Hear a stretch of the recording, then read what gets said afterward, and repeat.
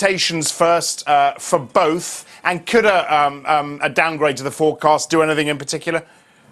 Yeah, I mean, I think we're pretty much in line with consensus on our expectations for both, actually, both BOE and ECB to leave rates on hold. We will be watching President Draghi's speech with sort of statement with a bit of interest. But for us, I think probably the main monetary policy event comes tomorrow with the non-farm payrolls report. Non-farm payrolls, what are your expectations? Yeah, I mean, again, we're not too far away from consensus on this. I think it'll be interesting to see how the market reacts, with the Fed having linked policy so explicitly to the unemployment rate.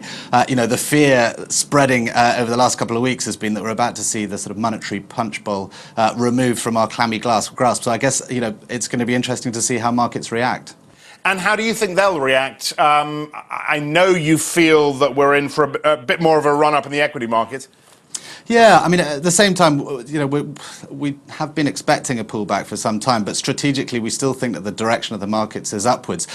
For us, we don't worry too much about QE being removed because, to carry on the sort of punch bowl party analogy, we think it's possible to have a good time sober. It's unlikely that might sound. These equity markets for us are founded on far more solid foundations than just monetary policy. Okay, so. And, add to that the data bottoming out, the cheapness of European equities. How much of a run-up are we looking at in the next 6 months, do you think?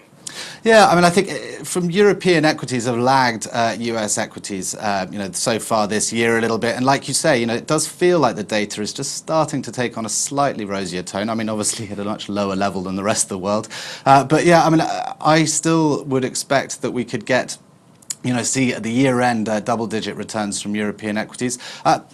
For us, we'd still be overweight US as well. We still think there's further to go there, but just that it might be a good time to add to European exposure, over the next couple of weeks, months. Are we going to see any decent M&A activity in Europe? Yeah, I mean, it's still not sort of really livened up, and the problem for us in the banking community is that we've all been predicting rising M&A for the last 5 years, haven't we? Really, so I don't know if we've lost a bit of credibility on that front, but certainly, the conditions look right for it.